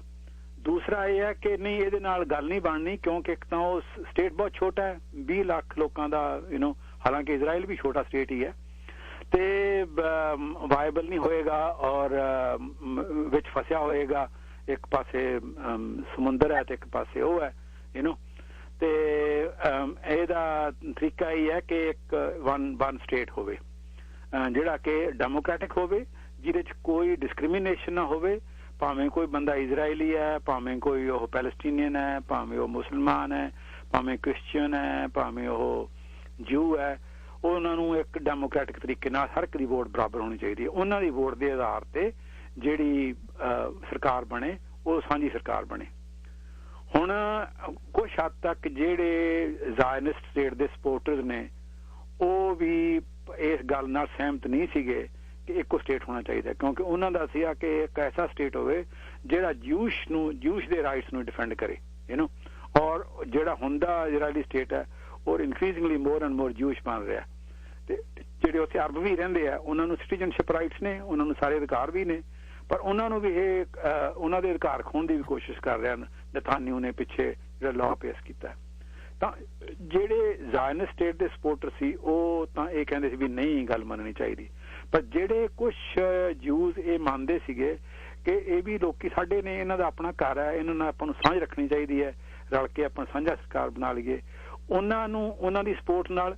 ਤੇ ਪੈਲਸਟੀਨੀਅਨ ਦੇ ਵਿੱਚ ਵੀ ਜਿਹੜੇ ਲੋਕਾਂ ਨੇ ਕਾਫੀ ਦੇਰ ਤੱਕ ਲੜਾਈ ਲੜੀ ਸੀ ਇਜ਼ਰਾਈਲ ਨਾਲ, ਉਹਨਾਂ ਦੇ ਵਿੱਚ ਵੀ ਕੁਝ ਰਜ਼ਾਮੰਦੀ ਦਾ ਝੁਕਾਨ ਪੈਦਾ ਹੋਇਆ। ਯਾਸ਼ਰ ਅਰਾਫਤ ਸੀ, ਉਦੋਂ ਬਾਅਦ ਅਬਾਸ ਆ ਗਿਆ, ਇਹਨਾਂ ਨੇ ਵੀ ਮਤਲਬ ਸੋਚਿਆ, ਔਰ ਕਲਿੰਟਨ ਨੇ ਕਾਫੀ ਪ੍ਰੈਸ਼ਰ ਪਾਇਆ ਕਿ ਤੁਸੀਂ ਇਕੱਠੇ ਹੋ ਜਾਓ, ਤਾਂ ਉਦੋਂ ਇਹਨਾਂ ਨੇ ਸੋਚਿਆ ਕਿ ਅਸੀਂ 2 ਸਟੇਟ ਸੋਲੂਸ਼ਨ ਕਰਾਂਗੇ, ਔਰ 2 ਸਟੇਟ ਸੋਲੂਸ਼ਨ ਹੈ ਜਿਹੜਾ ਉਹ ਇਹਨੂੰ ਰਿਜ਼ੋਲਵ ਕਰ ਲਏਗਾ ਪਰਮਾਨੈਂਟਲੀ। ਪਰ ਹੁਣ ਇਹ ਹੈ ਕਿ ਜਿਹੜੀ ਧਿਰ ਨੂੰ ਨੇਤਾਨਯਾਹੂ ਰਿਪਰੈਜ਼ੈਂਟ ਕਰਦਾ ਹੈ ਉਹ ਅੰਦਰੋਂ ਉਹ ਸਮਝੌਤਾ ਤਾਂ ਉਹਨਾਂ ਨੇ ਕਰ ਲਿਆ, ਪਰ ਅੰਦਰੋਂ ਉਹ ਇਸ ਨਾਲ ਸਹਿਮਤ ਨਹੀਂ ਹੈਗੇ। ਉਹ ਚਾਹੁੰਦੇ ਆ ਕਿ ਪੈਲਸਟੀਨੀਅਨ ਲੋਕਾਂ ਨੂੰ ਕਿੱਥੋਂ ਬਾਹਰ ਕੱਢਿਆ ਜਾਵੇ। ਹੁਣ ਜਿਹੜਾ ਝਗੜਾ ਵੀ ਹੋਇਆ ਉਹ ਇਸ ਕਰਕੇ ਹੋਇਆ ਕਿ ਜਿਹੜੀ ਮਾਸਕ ਹੈ, ਜਿਹੜੀ ਜਿੱਥੇ ਪਵਿੱਤਰ ਜਗ੍ਹਾ ਹੈ, ਉਹਦੇ ਖਿਲਾਫ ਬੜੀ ਵੱਡੀ ਗਿਣਤੀ 'ਚ ਪੈਲਸਟੀਨੀਅਨ ਲੋਕ ਰਹਿੰਦੇ ਨੇ, ਔਰ ਕੋਰਟ ਨੇ ਇੱਕ ਫੈਸਲਾ ਕਰਤਾ ਕਿ ਇਹਨਾਂ ਲੋਕਾਂ ਨੂੰ ਅਧਿਕਾਰ ਨਹੀਂ ਇੱਥੇ ਰਹਿਣ ਦਾ। ਪੈਲਸਟੀਨੀਅਨ ਲੋਕਾਂ ਨੇ ਕੋਰਟ ਦੇ ਖਿਲਾਫ ਉਹਦੇ ਕੀਤਾ ਕਿ ਸਾਡੇ ਆਪਣੇ ਘਰ ਹੈ, ਕੋਰਟ ਨੇ ਉਹਨੂੰ ਵੀ ਰਿਜੈਕਟ ਕਰਤਾ। ਤੇ ਪੈਲਸਟੀਨੀਅਨ ਲੋਕਾਂ ਨੂੰ ਇਹ ਖਤਰਾ ਸੀਗਾ ਕਿ ਸਾਨੂੰ ਇੱਥੋਂ ਬਾਹਰ ਕੱਢਣਗੇ, ਉਹ ਜਿਹੜਾ ਮਾਸਕ ਦੇ ਏਰੀਏ ਦੇ ਆਸੇ-ਪਾਸੇ ਏਰੀਆ, ਉਹ ਕਿਉਂਕਿ ਉਹ ਇਜ਼ਰਾਈਲੀ ਸਟੇਟ ਦੀ ਜਿਹੜਾ ਐਗਜ਼ਿਸਟਿੰਗ ਇਜ਼ਰਾਈਲੀ ਸਟੇਟ ਹੈ ਉਹਦੀ ਪਾਲਿਸੀ ਹੈ ਕਿ ਇਹਨਾਂ ਨੂੰ ਪੈਲਸਟੀਨੀਅਨ ਨੂੰ ਬਾਹਰ ਕੱਢੀਏ, ਹੌਲੀ ਹੌਲੀ ਪੈਲਸਟੀਨੀਅਨ ਨੂੰ ਖਤਮ ਹੀ ਕਰ ਦਈਏ, ਇਹਨੂੰ ਹਿੱਸਾ ਹੀ ਨਾ ਰਹਿਣ ਸਾਡਾ, ਫਿਰ ਝਗੜਾ ਹੀ ਖਤਮ ਹੋ ਜਾਊਗਾ। ਤੇ ਪੈਲਸਟੀਨੀਅਨ ਲੋਕੀ ਕੁਦਰਤੀ ਗੱਲ ਉਸ ਨੂੰ ਅਪੋਜ਼ ਕਰਦੇ ਆ, ਤੇ ਅਲਟੀਮੇਟਲੀ ਇਹ ਹੈ ਕਿ ਜਿਹੜਾ 2 ਸਟੇਟ ਸੋਲੂਸ਼ਨ ਹੈ ਉਹ ਇਜ਼ਰਾਈਲੀ ਸਟੇਟ ਨੇ ਆਪ ਹੀ ਖਤਮ ਕਰਤਾ। ਤਾਂ ਇਹਦਾ ਮਤਲਬ ਇਹ ਹੈ ਕਿ 2 ਸਟੇਟ ਤਾਂ ਹੀ ਹੋ ਸਕਦਾ ਜੇ ਇਜ਼ਰਾਈਲੀ ਸਟੇਟ ਉਹਦੇ ਨਾਲ ਅੰਦਰੋਂ ਖਾਤੇ ਐਗਰੀ ਕਰੇ ਔਰ ਉਹਨੂੰ ਇੰਪਲੀਮੈਂਟ ਕਰਨ ਦੀ ਕੋਸ਼ਿਸ਼ ਕਰੇ। ਉਹਨੇ ਇਹ ਪਾਲਿਸੀ ਅਡਾਪਟ ਕਰਕੇ ਇਹ ਪੋਸੀਬਿਲਿਟੀ ਖਤਮ ਕਰਤੀ ਕਿ 2 ਸਟੇਟ ਹੋ ਸਕਦਾ। ਹੁਣ ਨਾ ਤਾਂ ਹਮਾਸ ਵਾਲਿਆਂ ਨੇ ਮੰਨਣਾ, ਨਾ ਪੈਲਸਟੀਨੀਅਨ ਨੇ ਜਿਹੜੇ ਗਾਜ਼ਾ 'ਚ ਰਹਿੰਦੇ ਉਹਨਾਂ ਨੇ ਮੰਨਣਾ। ਇਜ਼ਰਾਈਲ ਦੇ ਵਿੱਚ ਵੀ ਵੱਡੀ ਪਾਪੂਲੇਸ਼ਨ ਹੈ ਜਿਹੜੀ ਉਹਦੀ ਸਪੋਰਟ ਕਰਦੀ ਹੈ ਨੇਤਾਨਯਾਹੂ ਤੇ ਬੇਸ਼ੱਕ ਵਿਸ਼ਵਾਸ ਨਾ ਹੋਵੇ, ਪਰ ਇਸ ਲਾਈਨ ਦੀ ਸਪੋਰਟ ਕਰਦੀ ਹੈ ਕਿ ਪੈਲਸਟੀਨ ਨਾਲ ਸਮਝੌਤਾ ਨਹੀਂ ਹੋਣਾ ਚਾਹੀਦਾ। ਉੱਥੇ ਜਿਹੜੇ ਲੋਕੀ ਪੈਲਸਟੀਨ ਨਾਲ ਸਮਝੌਤਾ ਕਰਨਾ ਚਾਹੁੰਦੇ ਆ ਉਹ ਹਾਲੇ ਮਾਈਨੋਰਿਟੀ 'ਚ ਨੇ। ਪਰ ਆਹ ਜਿਹੜੀ ਲੜਾਈ ਹੋਈ ਹੈ ਇਹਦਾ ਇੱਕ ਹੋਰ ਨਵਾਂ ਐਂਗਲ ਜਿਹੜਾ ਉਹ ਸ਼ੁਰੂ ਹੋਇਆ ਹੈ ਕਿ ਇਜ਼ਰਾਈਲ ਦੇ ਵਿੱਚ ਜਿਹੜੇ ਟਾਊਨਸ ਨੇ ਜਿੱਥੇ ਅਰਬ ਲੋਕੀ ਰਹਿੰਦੇ ਆ, ਜੂਜ਼ ਲੋਕੀ ਰਹਿੰਦੇ ਆ, ਉਹਨਾਂ 'ਚ ਪਹਿਲੀ ਵਾਰ ਅਰਬ ਤੇ ਜੂਜ਼ ਲੋਕਾਂ ਦੇ ਵਿੱਚ ਝਗੜੇ ਹੋਣੇ ਸ਼ੁਰੂ ਹੋ ਗਏ। ਓਕੇ, ਜਿਵੇਂ ਹਿੰਦੁਸਤਾਨ 'ਚ ਹਿੰਦੂ ਮੁਸਲਮਾਨਾਂ ਦੇ ਝਗੜੇ ਹੁੰਦੇ ਆ ਨਾ, ਇਸ ਤਰ੍ਹਾਂ ਮਤਲਬ ਪਹਿਲਾਂ ਨਹੀਂ ਕਦੇ ਹੋਏ ਸੀ, ਕਿਉਂਕਿ ਅਰਬ ਲੋਕੀ ਜਿਹੜੇ ਉਹ ਪੈਲਸਟੀਨੀਅਨ ਨਾਲ ਉਸ ਤਰ੍ਹਾਂ ਦਾ ਉਹਨਾਂ ਦਾ ਕੋਈ ਤਲਕਾਤ ਨਹੀਂ, ਬੇਸ਼ੱਕ ਧਰਮ ਉਹਨਾਂ ਦਾ ਇੱਕੋ ਹੀ ਹੈ ਪਰ ਉਹ ਪੈਲਸਟੀਨੀਅਨ ਨਹੀਂ ਹੈਗੇ। ਪਰ ਹੁਣ ਹੈ ਕਿ ਇੱਕ ਦੂਜੇ ਦੇ ਘਰਾਂ 'ਚ ਅਟੈਕ ਕੀਤੇ ਉਹਨਾਂ ਨੇ, ਜਿਹੜੇ ਜਿਊਜ਼ ਨੇ ਉੱਥੇ ਵਿਜੀਲਾਂਟੇ ਗਰੁੱਪਸ ਨੇ ਉਹਨਾਂ ਨੇ, ਜਿਹੜੇ ਅਰਬ ਲੋਕੀ ਸੀਗੇ ਉਹ ਟਰੱਕ ਡਰਾਈਵਰ ਸੀ, ਕੋਈ ਬਿਜ਼ਨਸ ਸੀ, ਕੋਈ ਸ਼ਾਪ ਸੀ, ਉਹਨਾਂ ਦੇ ਅਟੈਕ ਕਰਨ ਆ ਗਿਆ। ਤਾਂ ਇਜ਼ਰਾਈਲੀ ਸਟੇਟ ਹੀ, ਇਜ਼ਰਾਈਲ ਸੋਸਾਇਟੀ ਹੈ ਜਿਹੜੀ ਉਹ ਬੜੀ ਇਨਸਿਕਿਉਰ ਹੋਣੀ ਸ਼ੁਰੂ ਹੋ ਗਈ, ਔਰ 12 ਜਿਹੜੇ ਮਰ ਗਏ ਇਜ਼ਰਾਈਲੀ ਪੈਲਸਟੀਨੀਅਨ। ਤਾਂ ਹੋ ਸਕਦਾ ਹੈ ਕਿ ਦੁਬਾਰਾ ਸੋਚ ਜਾਗੇ ਇਜ਼ਰਾਈਲੀ ਲੋਕਾਂ ਦੇ ਵਿੱਚ ਵੀ ਇਹ ਝਗੜਾ ਇਸ ਤਰ੍ਹਾਂ ਹੀ ਰਹੂਗਾ, ਜੇ ਅਸੀਂ ਇਹਨੂੰ ਸੋਲਵ ਨਾ ਕੀਤਾ ਤਾਂ ਅਲਟੀਮੇਟਲੀ ਸਾਨੂੰ ਇਹ ਸੋਚਣਾ ਚਾਹੀਦਾ ਹੈ ਕਿ ਇੱਕ ਸਟੇਟ ਹੋਵੇ। ਔਰ ਉਹ ਕੁਦਰਤੀ ਗੱਲ ਹੈ ਕਿ ਜੇ ਅਮਰੀਕਾ ਦੇ ਵਿੱਚ ਚੇਂਜ ਆਈ, ਔਰ ਉਸ ਚੇਂਜ ਦਾ ਇੱਕ ਕਾਰਨ ਇਹ ਹੋ ਸਕਦਾ ਕਿ ਅਮਰੀਕਾ ਜਿਹੜੇ ਯੰਗ ਲੋਕ ਨੇ ਉਹ ਨਹੀਂ ਸਪੋਰਟ ਕਰਦੇ ਅਮਰੀਕਨ ਸਟੇਟ ਦੀ ਪਾਲਿਸੀ ਨੂੰ ਕਿ ਪੈਲਸਟੀਨੀਅਨ ਲੋਕਾਂ ਨੂੰ ਕ੍ਰਸ਼ ਕੀਤਾ ਜਾਵੇ। ਜਿਹੜੇ ਪੁਰਾਣੇ ਲੋਕ ਸੀਗੇ ਉਹ ਤਾਂ ਇਸ ਪਾਲਿਸੀ ਦੇ ਹੱਕ ਸੀਗੇ ਕਿ ਜਿਹੜਾ ਇਜ਼ਰਾਈਲੀ ਸਟੇਟ ਨੂੰ ਸਪੋਰਟ ਕਰੋ ਔਰ ਉਹਨੂੰ ਡਿਫੈਂਡ ਕਰੋ, ਉਹਨਾਂ ਨੂੰ ਆਪਣਾ ਹੱਕ ਹੈ ਉਹਨਾਂ ਨੂੰ ਡਿਫੈਂਡ ਕਰਨ ਦਾ, ਔਰ ਜੇ ਪੈਲਸਟੀਨੀਅਨ ਲੋਕਾਂ ਦੇ ਜ਼ੁਲਮ ਹੁੰਦਾ ਤਾਂ ਹੋਣ ਦਿਓ। ਪਰ ਜਿਹੜੇ ਯੰਗ ਲੋਕੀ ਨੇ ਉਹ ਇਹਨੂੰ ਅਪੋਜ਼ ਕਰ ਰਹੇ ਨੇ, ਉਹ ਜਿਹੜੇ ਕਿ ਜਿਨ੍ਹਾਂ ਦੀ ਰਿਪਰੈਜ਼ੈਂਟੇਸ਼ਨ ਡੈਮੋਕ੍ਰੈਟਿਕ ਪਾਰਟੀ ਦੇ ਵਿੱਚ ਵੀ ਹੈਗੀ ਹੈ, ਔਰ ਉਹ ਜਿਹੜਾ ਜਿਹਦਾ ਪ੍ਰੈਸ਼ਰ ਕਰਕੇ ਹੀ ਬਾਈਡਨ ਨੇ ਇਹ ਚੇਂਜ ਕੀਤਾ। ਤਾਂ ਲੌਂਗ ਟਰਮ ਦੇ ਵਿੱਚ ਇਹੀ ਇੱਕ ਸੋਲੂਸ਼ਨ ਹੈ, ਕਿਉਂਕਿ ਇਹ ਸੋਲੂਸ਼ਨ ਇਹਦਾ ਮਤਲਬ ਇਹ ਵੀ ਹੋਊਗਾ ਕਿ ਹਮਾਸ ਵਰਗੀਆਂ ਆਰਗੇਨਾਈਜੇਸ਼ਨ ਹੈ ਉਹ ਵੀ ਵੀਕ ਹੋਣਗੀਆਂ, ਕਿਉਂਕਿ ਹਮਾਸ ਵੀ ਤਾਂ ਆਰਮਡ ਟੈਰਰ ਦੇ ਵਿੱਚ ਵਿਸ਼ਵਾਸ ਕਰਦਾ ਹੈ ਨਾ, ਔਰ ਉਹਨਾਂ ਦਾ ਇਹ ਠੀਕ ਹੈ ਕਿ ਉਹਨਾਂ ਦਾ ਟੈਰਰ ਹੈ ਜਿਹੜਾ ਉਹ ਇਜ਼ਰਾਈਲੀ ਸਟੇਟ ਦੇ ਬਰਾਬਰ ਕੋਈ ਵੀ ਨਹੀਂ, ਕਿਉਂਕਿ ਇਜ਼ਰਾਈਲ ਕੋਲੇ ਇਜ਼ਰਾਈਲ ਸਭ ਦੁਨੀਆ ਦੇ ਸਭ ਤੋਂ ਜਿਹੜੇ ਮਿਲਟਰਾਈਜ਼ ਸਟੇਟਸ ਉਹਨਾਂ ਦੇ ਵਿੱਚੋਂ ਨੇ, ਜਿਨ੍ਹਾਂ ਕੋਲ ਇੰਨੇ ਵੈਪਨਸ ਨੇ ਤੇ ਜਿੰਨੇ ਕਿ ਸਾਰੇ ਅਰਬ ਸਟੇਟਸ ਕੋਲੇ ਨਹੀਂ ਗੇ ਜਿੰਨੇ ਉਹਨਾਂ ਕੋਲੇ ਵੈਪਨਸ ਨੇ ਬਹੁਤ। ਉੱਥੇ ਕੁੜੀਆਂ ਵੀ ਫੌਜ ਦੇ ਵਿੱਚ ਭਰਤੀ ਕੀਤੀਆਂ ਜਾਂਦੀਆਂ, ਉਹਨਾਂ ਨੂੰ ਜ਼ਬਰਦਸਤੀ ਉਹਨਾਂ ਨੂੰ ਫੌਜ ਦੇ ਵਿੱਚ, ਹਰ ਇੱਕ ਇਜ਼ਰਾਈਲੀ ਸਿਟੀਜ਼ਨ ਨੂੰ ਫੌਜ ਦੇ ਵਿੱਚ ਰਹਿਣਾ ਪੈਂਦਾ ਕੁਝ ਸਾਲ। ਤੁਸੀਂ ਅਨਲੈਸ ਤੁਸੀਂ ਬਿਮਾਰ ਹੋ ਜਾਂ ਕੋਈ ਗੱਲ ਵੱਡੀ ਹੋ ਜੇ ਤਾਂ ਕੰਪਲਸਰੀ ਰਿਟਾਇਰਮੈਂਟ ਹੈ, ਤੁਸੀਂ ਫੌਜ ਮਰਜ਼ੀ ਨਾਲ ਨਹੀਂ ਜਾਂਦੇ, ਤੁਹਾਨੂੰ ਜਾਣਾ ਪੈਂਦਾ ਤੇ ਮਿਲਟਰਾਈਜ਼ ਸਟੇਟ ਹੈ। ਤਾਂ ਇਹ ਹੋ ਸਕਦਾ ਕਿ ਰੀਥਿੰਕਿੰਗ ਇਮਰਜ ਹੋਵੇ ਇਸ ਗੱਲ ਦੀ, ਔਰ ਇਹ ਅਲਟੀਮੇਟਲੀ ਬਣਾਇਆ ਜਾਵੇ ਕਿ ਇੱਕ ਸਟੇਟ ਹੈ ਉਹਦੇ 'ਚ ਫਿਰ ਵੀ ਇਜ਼ਰਾਈਲ ਜਿਹੜੇ ਜਿਊਜ਼ ਨੇ ਮੈਜੋਰਿਟੀ 'ਚ ਹੋਣਗੇ ਪਰ ਇਹ ਹੈ ਕਿ ਉਹ ਇੱਕ ਡੈਮੋਕ੍ਰੈਟਿਕ ਸਟੇਟ ਹੋਊਗਾ, ਉਸ ਡੈਮੋਕ੍ਰੈਟਿਕ ਸਟੇਟ ਦੇ ਸਭ ਦੇ ਅਧਿਕਾਰ ਬਰਾਬਰ ਹੋਣਗੇ, ਸਾਰੇ ਸਿਟੀਜ਼ਨ ਬਰਾਬਰ ਹੋਣਗੇ, ਕੋਈ ਡਿਸਕ੍ਰਿਮੀਨੇਸ਼ਨ ਨਹੀਂ ਹੋਊਗੀ। ਔਰ ਦੁਨੀਆ ਦੇ ਵਿੱਚ ਜੇ ਇਹ ਲਹਿਰ ਇਸ ਤਰ੍ਹਾਂ ਹੀ ਕਾਮਯਾਬ ਹੋਈ, ਹਰ ਥਾਂ ਤੇ ਇਸ ਤਰ੍ਹਾਂ ਹੀ ਗੱਲ ਹੋਵੇ ਕਿ ਇਹ ਇੱਕ ਦੂਜੀ ਕੌਮ ਨਾਲ ਜਿਹੜਾ ਧੱਕਾ ਕਰਨਾ ਗਲਤ ਗੱਲ ਹੈ, ਉਸ ਕੌਮ ਨੂੰ ਵੀ ਬਰਾਬਰ ਹੱਕ ਹੋਣੇ ਚਾਹੀਦੇ ਹੈ, ਭਾਵੇਂ ਇੰਡੀਆ ਹੈ, ਭਾਵੇਂ ਪਾਕਿਸਤਾਨ ਹੈ, ਭਾਵੇਂ ਇੰਗਲੈਂਡ ਹੈ, ਭਾਵੇਂ ਕੈਨੇਡਾ ਹੈ, ਭਾਵੇਂ ਅਮਰੀਕਾ ਹੈ, ਭਾਵੇਂ ਸਾਊਦੀ ਅਰੇਬੀਆ, ਜਿਹੜੇ ਵੀ ਹਰ ਥਾਂ ਤੇ ਜੇ ਇਹ ਡੈਮੋਕ੍ਰੈਟਿਕ ਮੂਵਮੈਂਟ ਸਟਰੋਂਗ ਹੋਊਗੀ ਤਾਂ ਅਲਟੀਮੇਟਲੀ ਇਹਦਾ ਵੀ ਇਜ਼ਰਾਈਲ ਤੇ ਵੀ ਅਸਰ ਹੋਊਗਾ। ਮੇਰੇ ਆਪਣੇ ਖਿਆਲ ਦੇ ਮੁਤਾਬਕ ਅਲਟੀਮੇਟਲੀ ਇਹਦਾ ਇਹੀ ਤਰੀਕਾ ਹੈ, ਜਿਹੜਾ 2 ਸਟੇਟ ਸੋਲੂਸ਼ਨ ਹੈ ਉਹ ਇੱਕ ਮੌਕੇ ਤੇ ਲੱਗਦਾ ਸੀਗਾ ਵਰਕਆਊਟ ਕਰ ਸਕਦਾ, ਪਰ ਉਹਦੀਆਂ ਪੋਸੀਬਿਲਿਟੀ ਹੁਣ ਖਤਮ ਹੋ ਚੁੱਕੀਆਂ ਜੀ। ਸੋ ਬਹੁਤ ਸ਼ੁਕਰੀਆ ਜੀ ਡਾਕਟਰ ਸਾਹਿਬ, ਸਮਾਂ ਕੱਢਿਆ ਤੁਸੀਂ ਆਪਣੇ ਰੁਝੇਵਿਆਂ ਭਰੇ ਸਮੇਂ ਤੋਂ, ਬਹੁਤ ਧੰਨਵਾਦ ਤੁਹਾਡਾ ਜੀ, ਮਿਹਰਬਾਨੀ। Okay, all right, thank you. Doctor P Singh Oxford university ਤੋਂ ਗੱਲਬਾਤ ਵਿੱਚ ਸ਼ਾਮਲ ਸਨ। ਇਜ਼ਰਾਈਲ ਤੇ ਫਲਸਤੀਨ ਦਾ ਝਗੜਾ ਬਹੁਤ ਪੁਰਾਣਾ ਹੈ, ਤਕਰੀਬਨ 100 ਸਾਲ ਤੋਂ ਚੱਲੇ ਨੇ, ਪਰ ਜਿਹੜੀ ਤਾਜ਼ਾ ਹਿੰਸਾ ਪਿਛਲੇ 1 ਮਹੀਨੇ ਤੋਂ ਸ਼ੁਰੂ ਹੋਈ ਸੀ ਇਜ਼ਰਾਈਲ ਤੇ ਫਲਸਤੀਨ ਦਰਮਿਆਨ ਆਪਸ ਦੇ ਵਿੱਚ, ਜਿਸ ਤਰ੍ਹਾਂ ਡਾਕਟਰ ਪ੍ਰੀਤਮ ਸਿੰਘ ਕਹਿ ਕੇ ਗਏ ਨੇ, ਸਥਾਨਕ ਲੋਕਾਂ ਦੇ ਵਿੱਚ ਵੀ ਹੁਣ ਵੈਰ ਵਿਰੋਧ ਪਨਪਣਾ ਸ਼ੁਰੂ ਹੋ ਗਿਆ। ਮਸਲਾ ਇਹਨੂੰ ਧਾਰਮਿਕ ਰੰਗਨ ਵੀ ਦਿੱਤੀ ਗਈ ਹੈ, ਮਸਜਿਦਾਂ ਦੇ ਝਗੜੇ ਨੇ, ਰੱਬ ਦੇ ਘਰ ਕਹਿੰਦੇ ਰੱਬ ਇੱਕ ਹੀ ਹੈ, ਪਰ ਮੰਦਰਾਂ ਮਸਜਿਦਾਂ ਪਿੱਛੇ, ਧਾਰਮਿਕ ਅਦਾਰਿਆਂ ਪਿੱਛੇ ਲੋਕ ਲੜੀ ਜਾਂਦੇ ਨੇ, ਕਹਿੰਦੇ ਨੇ ਧਰਮ ਤੋੜਦਾ ਨਹੀਂ ਧਰਮ ਜੋੜਦਾ ਹੈ। ਬਹੁਤ ਸਾਰੀਆਂ ਜਿਹੜੀਆਂ ਅਤੀਤ ਤੇ ਜਦੋਂ ਨਿਗਾਹ ਮਾਰਦੇ ਹਾਂ, ਜੰਗਾਂ ਯੁੱਧ ਜਿਹੜੇ ਹੋਏ ਨੇ ਧਰਮ ਦੇ ਪੁਆੜੇ ਪਾਏ ਹੋਏ ਸੀ। 47 ਚ ਆਪਾਂ ਕਹਿੰਦੇ ਵੰਡ ਹੋ ਗਈ, ਹਿੰਦ ਪਾਕ ਵੰਡ ਹੋਈ, ਜਿਹੜੀ ਕੋਈ ਚਾਹੁੰਦਾ ਨਹੀਂ ਸੀ, ਕੁਰਸੀ ਦੇ ਭੁੱਖੇ ਲੀਡਰਾਂ ਨੇ ਵੰਡ ਕਰਾਤੀ।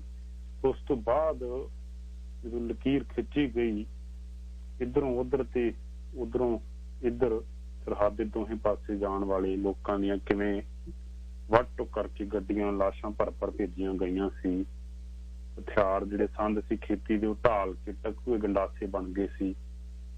ਉਹ ਧਰਮ ਨੇ ਹੀ ਅੱਖਾਂ 'ਚ ਟੀਰ ਪਾਇਆ ਸੀ ਲੋਕਾਂ ਦੇ, ਹਮਸਾਇਆਂ ਦੀ ਉਹ ਜਦੋਂ ਦੁਸ਼ਮਣ ਬਣ ਗਏ ਸੀ। ਇੱਕ ਵਾਰੀ ਆਪਾਂ ਇਹ ਵੀ ਕਹਿ ਸਕਦੇ ਹਾਂ ਕਿ ਮਨੁੱਖ ਦਾ ਜਿਹੜਾ ਧਰਮ ਹੈ ਉਹ ਬਹੁਤ ਪਿਆਰਾ ਹੁੰਦਾ, ਧਰਮ ਜੋੜਦਾ ਹੈ, ਧਰਮ ਬੜਾ ਕੁਝ ਸਿਖਾਉਂਦਾ। ਪਰ ਜਦੋਂ ਧਰਮ ਦੇ ਅਖੌਤੀ ਠੇਕੇਦਾਰ ਲੋਕਾਂ ਨੂੰ ਧਰਮ ਦੇ ਨਾਂ ਤੇ ਭੜਕਾ ਕੇ ਆਪਣੀਆਂ ਸਿਆਸੀ ਰੋਟੀਆਂ ਸੇਕਦੇ ਨੇ, ਆਪਣੇ ਮਫਾਦਾਂ ਖਾਤਰ ਉਹਨਾਂ ਨੂੰ ਇਸਤੇਮਾਲ ਕਰਨਾ ਸ਼ੁਰੂ ਕਰ ਦਿੰਦੇ ਨੇ, ਤੇ ਉੱਥੇ ਫਿਰ ਧਰਮ ਇਸ ਪੱਖੋਂ ਉਹਦੀ ਬੜੀ ਭੈੜੀ ਭੂਮਿਕਾ ਬਣ ਜਾਂਦੀ।